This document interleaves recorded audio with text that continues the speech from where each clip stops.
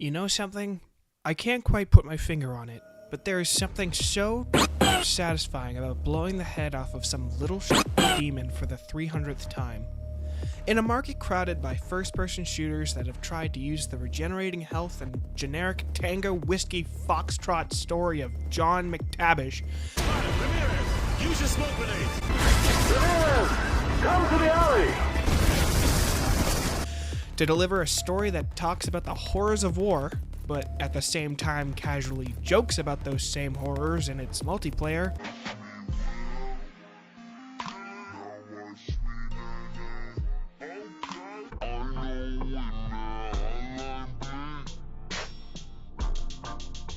Doom was such a necessary game in the genre, but not because it tried something that was new, but because it brought back what was old.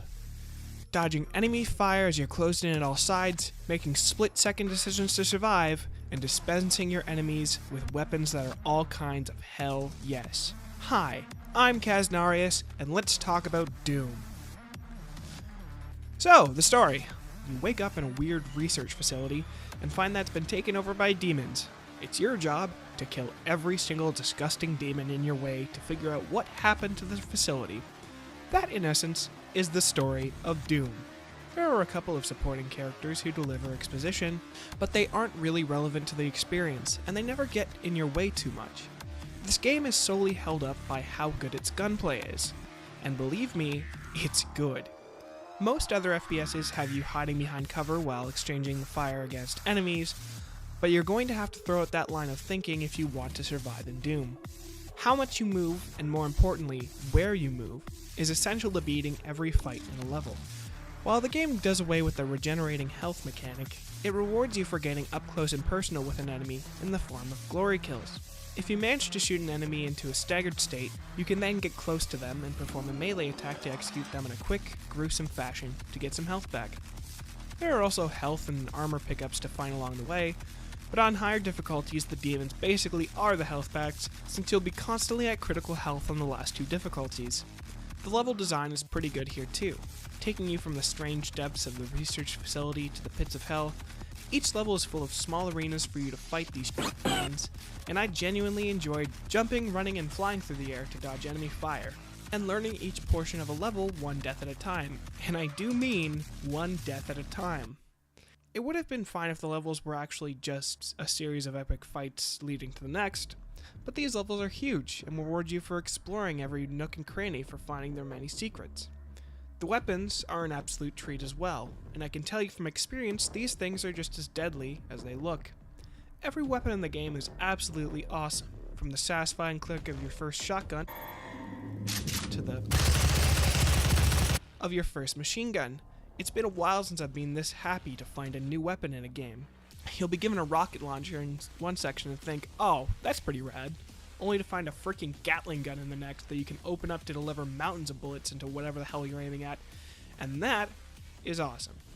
Each level has a series of little challenges that can give you points to upgrade your weapons, and if for whatever reason you can't do those, it's fine, because you get the same points from just fighting enemies throughout levels. So either way, your weapons are going to feel pretty kick-ass, even if you're not the exploring type. I've only played Doom on the two highest difficulties, and believe me when I say this game can and will kick your ass. I can't tell you how many times I've died because I neglected to look at the enemy on the wall behind me while I was focused on giving the disgusting hellbeast in front of me a nutritious lead salad. But for each of my deaths, I never felt like this game was cheating. It always felt like the game was forcing me to figure out its layout, to memorize the route to victory and make tactics to kill various demons in different spots. And each death just made me more motivated to win. Of course, after each victory I would end up dying again minutes later, but seeing every strategy work out kept me wanting to take on what the game had to throw at me. Something I love about Doom is that when you compare its campaign to other FPSs on hard mode, in a normal shooter you'll often die because you popped out of cover for a second too long and some enemy shot you from God knows where, but with Doom you can clearly see every projectile heading your way, and when you die it actually feels like it's on you. In summary, this is bullshit. Take cover!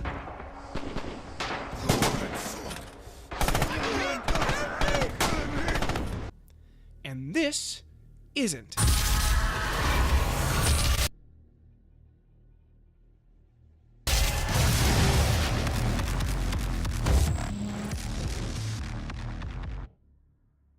The soundtrack did a fantastic job as well, hyping me up for my next encounter. Creating ominous ambience and going into full cyber metal was a great way to punctuate the killing sprees I had throughout the game, and it did its job to a T.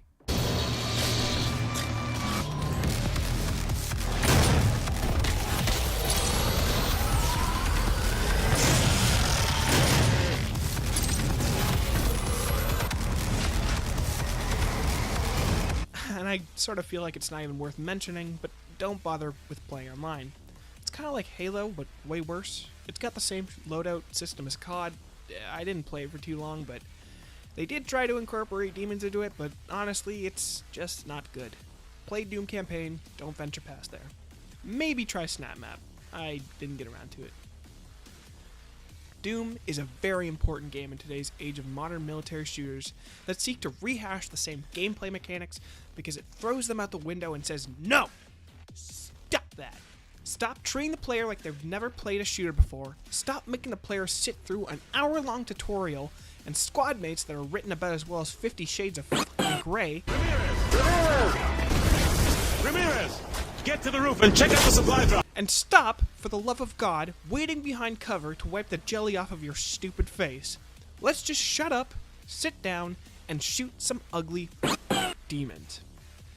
And that, folks, is why Doom is worth your time and why Doom is worth a buy.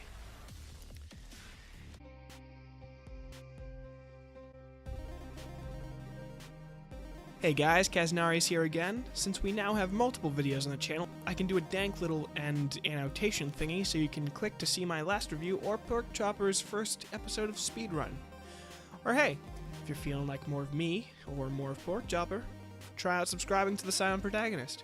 There's about a 100% chance of you getting more videos and a 0% chance that will set your house on fire. Look, those are some pretty good odds, and I'm not saying that your odds are...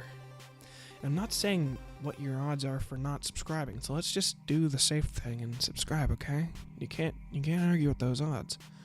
Be responsible. Subscribe to the Silent Protagonist.